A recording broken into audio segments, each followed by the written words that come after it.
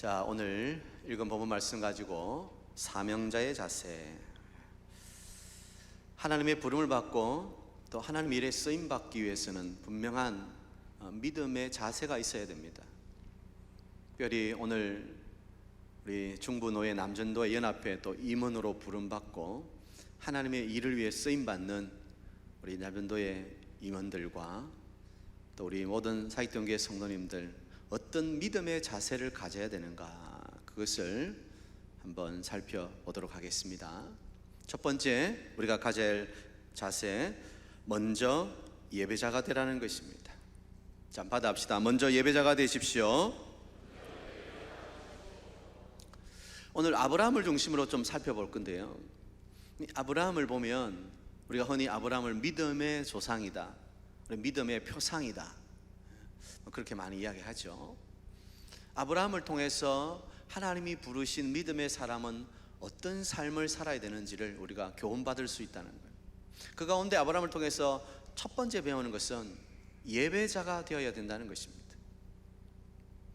아브라함이 하나님께 부름을 받았지요. 그리고 하나님 지시하는 가나안 땅으로 갔습니다. 그리고 아브라함이 제일 먼저 한 일이 뭐죠? 제단을 쌓고 여호와의 이름을 부른 것입니다.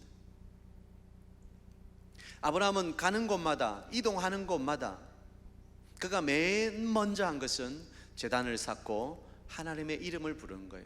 한마디로 예배한 거예요. 오늘 우리가 읽었던 12장 7절 말씀에서도 제단을 쌓고, 8절에 옮겨 장막을 치니 그곳에서 제단을 쌓고, 또 넘어가서 13장 8절에도 보면 아브라함이 장막을 옮겨 제단을 쌓고, 아브라함의 삶을 딱 한마디로 찝어서 말할 수 있다면 그는 하나님께 예배하는 사람이었다는 것.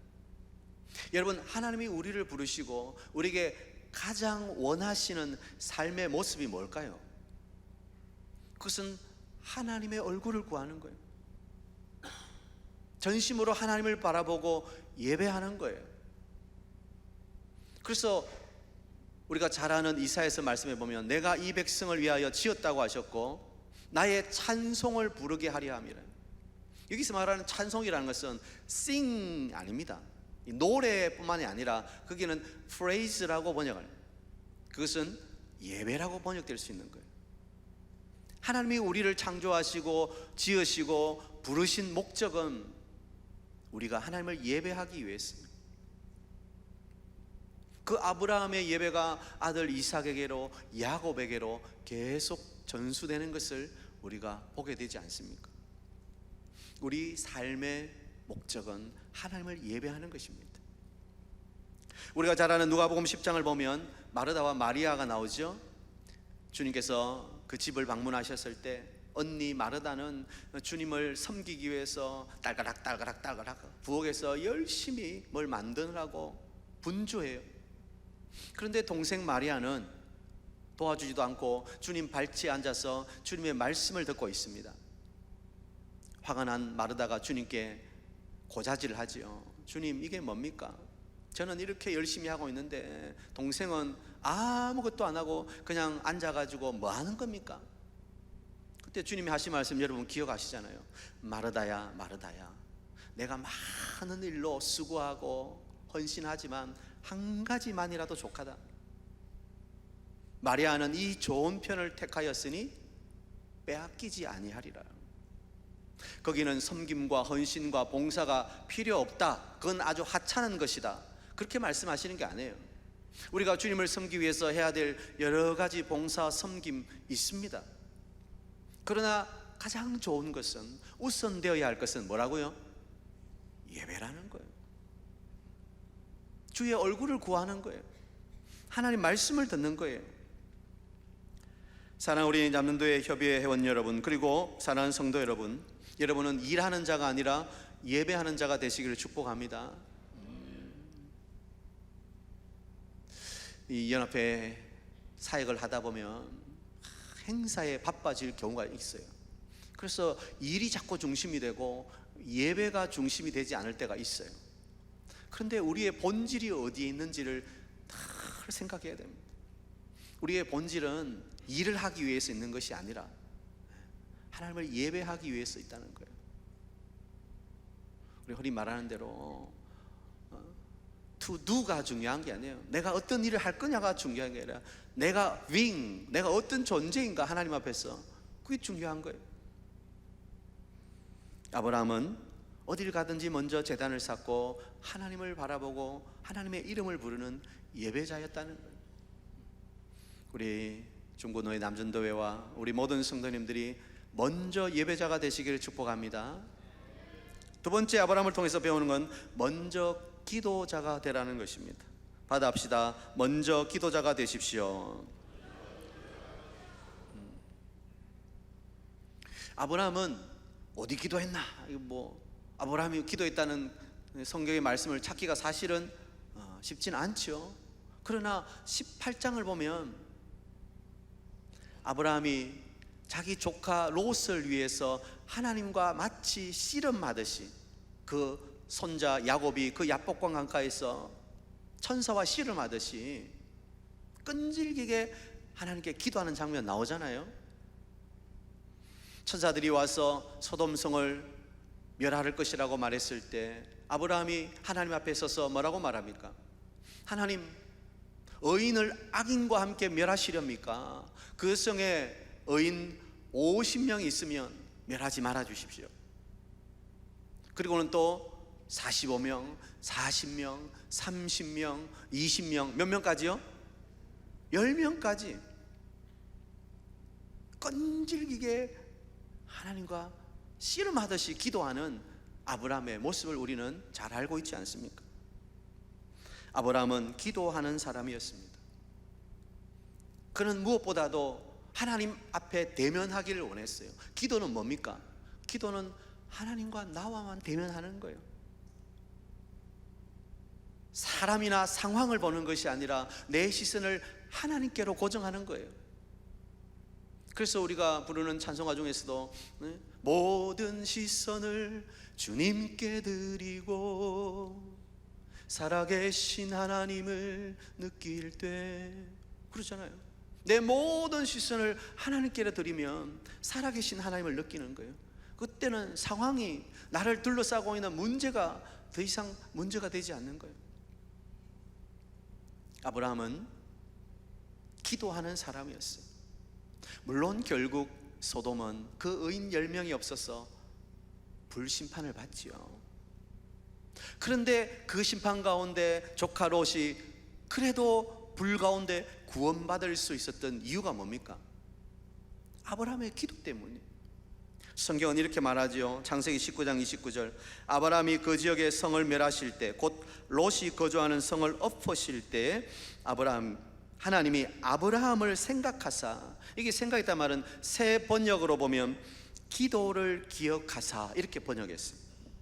하나님이 아브라함의 기도를 기억하사 롯을 그 엎으시는 중에서 내보내셨더라.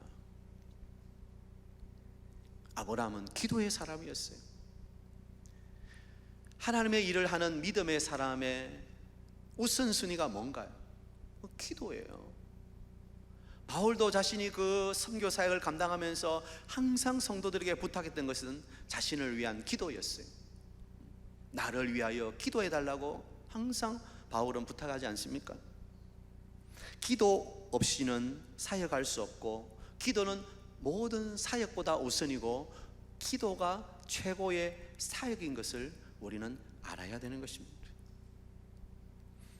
우리 중고노예 남도의 임원 여러분, 어떤 사역을 할 때 기도보다 앞서지 마시기 바랍니다. 항상 먼저 기도하시고, 함께 모여 기도하시고, 기도가 우선되어야 되는 거예요. 우리가 먼저 해야 할 신앙의 자세는 기도이기 때문에. 기도의 거장들은 이런 말을 합니다. 우리가 일하면 우리가 일하지만 우리가 기도하면 누가 일하신다? 하나님이 일하신다. 사단은 기도에 아무것도 두려워하지 않는다. 기도 없는 우리의 열심을 조롱하지만 우리가 기도할 때 두려워 떤다. 기도보다 더 우선되는 사역은 없는 거예요. 기도보다 더 능력 있는 사역은 없는 거예요. 아니, 기도하지 않으면 아무것도 열매를 맺을 수 없는 거예요. 그래서 우리 중부노회, 남전노회와 우리 모든 성도님들은 항상 기도가 앞서가시기를 축복합니다. 세 번째, 또 아브라함을 통해서 배우는 것은 먼저 순종의 사람이 되라는 것입니다. 자, 받아봅시다. 먼저 순종의 사람이 되십시오. 오늘 아브라함을 보면 하나님께서 너의 본토 아버지의 집 떠나라고 했을 때 아브라함이 어떻게 했죠? 12장 4절에 보면 말씀을 따라갔고, 말씀을 따라갔고, 그에게 있어서 그동안 일궈놓았던 모든 삶의 터전을 다 버리고 미지의 땅, 전혀 가보지 않은 새로운 땅 가나안으로 간다는 것은 굉장한 모험이죠. 뭐 젊을 때야 해보자 도전의식을 가지고 그렇게 떠날 수 있겠지만 75세 이제 뭐 모든 게 안정되어 있어요. 그런데 하나님의 말씀을 따라서 그의 본토집을 떠나서 가나안으로 간다는 것은 사실은 쉬운 일이 아닙니다. 그러나 아브라함은 철저히 하나님 말씀에 순종하는 사람이었어요. 하나님 말씀이 임할 때 그것이 내 이성과 합리성에 적당한지, 내가 할 수 있는지 없는지 재어보지 않았습니다. 여러분, 하나님의 말씀은 우리의 시각으로 재어볼 수 있는 게 아니에요. 하나님 말씀은 절대적인 거예요.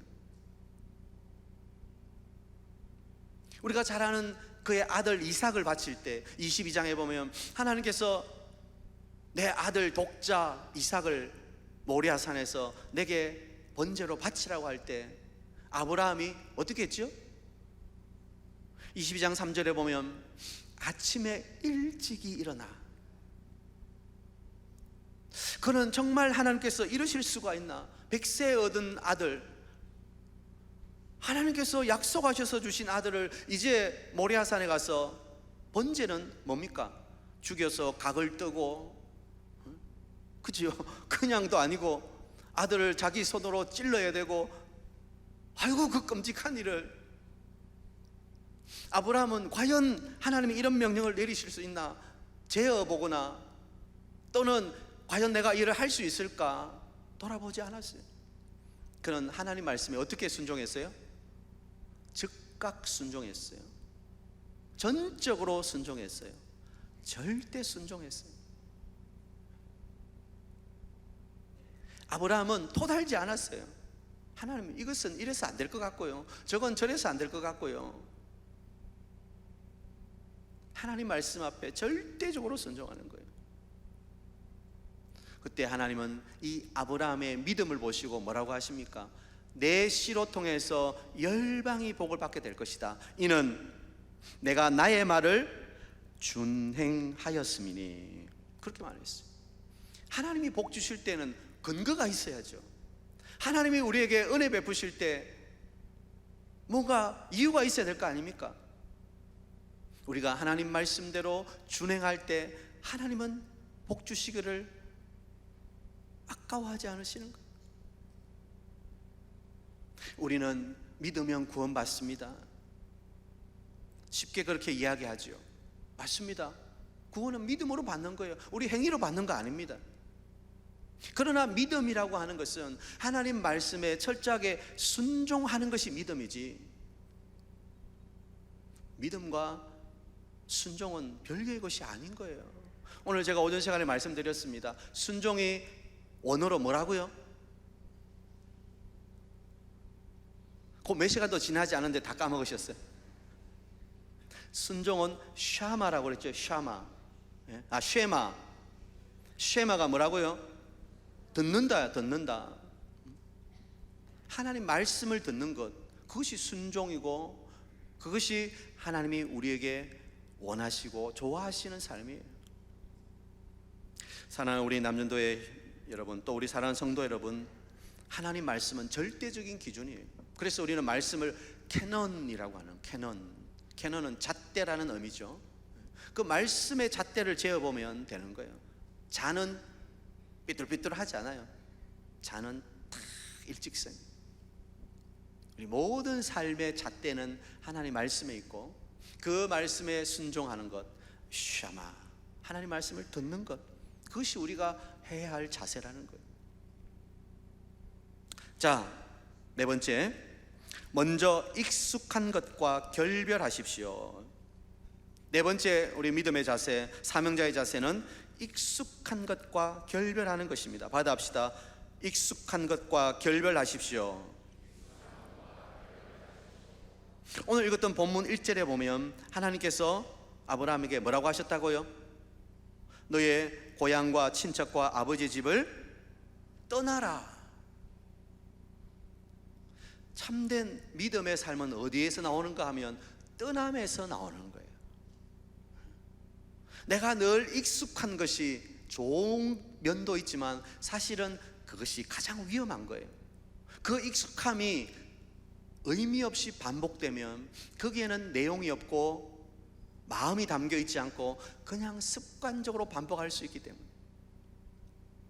그래서 우리에게 익숙함이란 참 귀한 것이지만, 그래서 반복해서 계속함으로 그것이 나의 실력이 되고 나의 영역이 될 수도 있죠. 그러나 또 한편으로 그것이 오히려 나의 올무가 될 수 있다는 거예요. 특별히 하나님께서는 아브라함에게 떠남의 영성을 요구하고 계시는 거예요. 사실 우리가 전통이라는 단어를 많이 쓰는데 좋은 전통 중요합니다. 우리 교회도 얼마나 좋은 전통이 많습니까?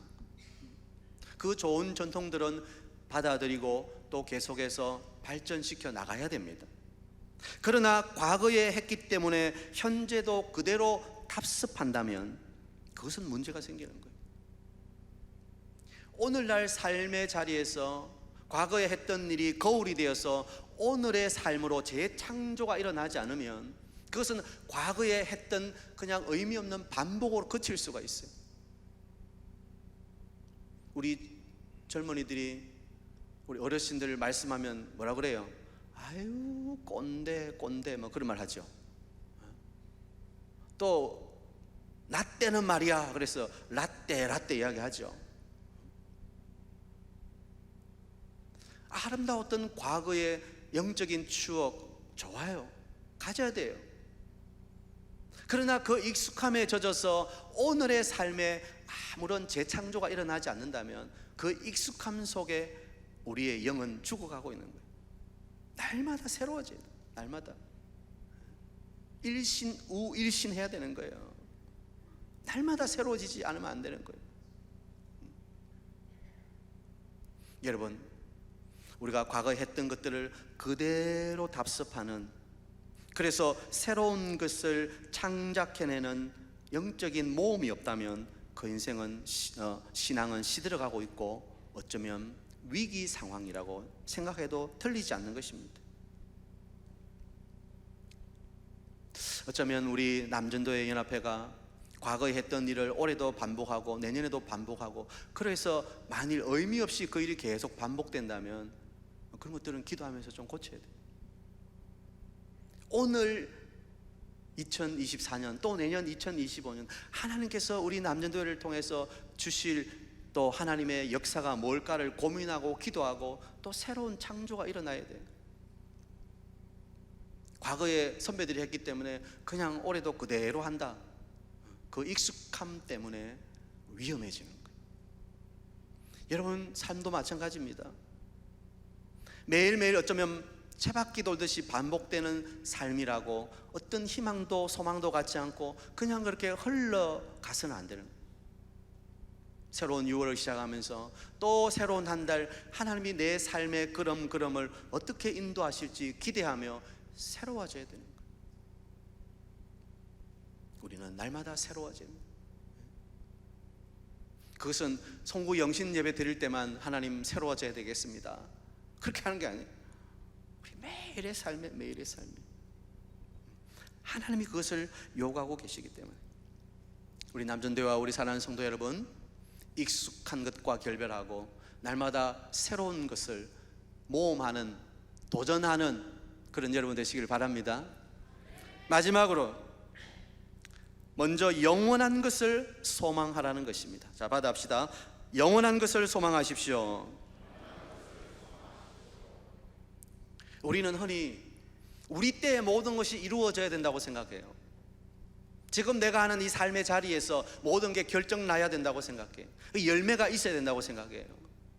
물론 우리가 사역하는 동안 우리가 뿌려놓은 씨앗의 열매를 보는 것만큼 큰 영광은 없지요. 그러나 때로 하나님의 역사는 그렇게 단시간에 일어나지 않을 수 있고, 아니, 하나님의 역사는 주로 그렇게 많이 되는 거예요. 내가 눈물로 기도로 뿌려놓은 씨앗이 내 때에 다 열매로 거두어지는 것이 아니라 한참 후에야 그 열매가 피어나고, 우리가 부르는 그 복음성 가운데 꽃들도 구름도 뭐 그런 찬양 있잖아요, 그죠? 그 생명샘 솟아나는 그 영광의 날이 내 때가 아니라 다음 때에 있을 수도 있는 거예요. 아브라함을 보세요. 아브라함은 그 가나안 땅에서는 자기의 발붙일 땅이 없었어요. 그는 나그네처럼 살았어요. 그가 바라보았던 영원한 땅은 어디입니까? 하늘의 땅이었어요. 히브리서 11장 10절, 이는 그가 하나님이 계획하시고 지으실 터가 있는 성을 바랐습니다. 그들이 이제는 더 나은 본향을 사모하니 곧 하늘에 있는 것이라. 아브라함이 보았던 것은 지금 이 가나안 땅이 아니에요. 하나님은 분명히 아브라함에게 내가 서 있는 곳에서 동서남북을 바라보라, 내가 밟는 땅을 너와 내 자손에게 주리라 말씀을 받았어요. 그런데 아브라함은 175세에 하나님 부름을 받기까지 그의 땅이 없어요. 그는 나그네처럼 이 땅에 살았어요. 그가 바라보았던 것은 이 땅이 아니라 영원한 하늘나라였어요. 본향이에요. 본향. 여러분, 우리가 궁극적으로 가야 할 우리의 본향은 어디입니까? 천국이에요. 우리가 이 땅에서 우리가 행한 대로 다 받고 그 열매를 내가 거둔다고 생각하면 그것은 교만이죠. 우리가 영원히 바라봐야 할 것은 하늘의 상급이에요. 마태복음 10장에서 우리 주님께서 내가 행한 대로 냉수 한 그릇 대접하는 자는 그 상을 받을 것이고, 내 이름으로 선지자 대접하면 선지자의 상을 받는다고. 어떤 분들은 아이고 뭐 천국에 가서 상이 그렇게 다 다르면 아이고 우리 하나님도 뭐 좀 차별을 많이 하시네. 천국 가면 다 똑같아야 되는 거 아닙니까? 그래야 행복하지. 누구는 많이 받고 누구는 작게 받으면 그게 행복하겠습니까? 뭐 그렇게 말씀하시는 분이 계세요. 물론 천국은 공로주의는 아닙니다. 그러나 분명한 것은 천국의 상급이 다 다르다고 말씀하십니다. 내가 행한 대로 천국에서 주실 상이 다 달라요. 이 땅에서 우리가 주님의 나라와 교회를 위해서 열심히 헌신하면 하늘에서 주님 주실 놀라운 상이 예비되어 있는 거예요. 오늘 우리 전도의 임원들 보세요. 뭐 하려고 자기 교회에서 예배드리지 7가지 와가지고 또 물론 남의 교회는 아닙니다만 다 같은 주님의 교회입니다만, 이렇게 주일 오후에 이렇게 수고하시고 오시고 또 특송하시고 왜 이러겠어요? 큰 주님 나라를 위해서 저축하는 것과 마찬가지인 거예요. 내가 이 땅에서 다 보상받지 못한다 할지라도, 아니 주로 그렇게 되지 않을 거예요. 오히려 주일 하다 보면 소리를 많이 들어. 잘한다, 못한다, 이렇다 저렇다. 일 안 하면 그런 소리 안 들어도 돼. 그래서 잠언에 보면 소가 없으면 구유는 깨끗하다는 거예요. 그러나 소의 힘으로 얻는 것이 많다는 거예요. 여러분이 하시는 귀한 사역이 주님 나라의 역사를 일으키는 원동력이 될 줄 믿습니다. 우리 중보노예를 하나로 만들고 또 남전도회를 하나로 만들어서 영적인 부흥을 일으키고 교회마다 활력 있는 전도의 사역을 지원하고 함께하는 이 연합활동, 여러분의 섬김과 헌신은 하나님이 기억하시고, 우리가 부르는 복음성 가운데 주님이 기억하시면 족하리.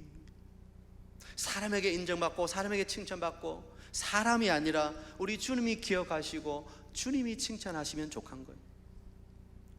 그러므로 믿음의 사람, 하나님이 일하는 사람의 자세는 언제나 이 땅이 아니라 영원한 하늘을 바라보고 그 하늘의 상급을 기대하고 소망해야 된다는 거예요.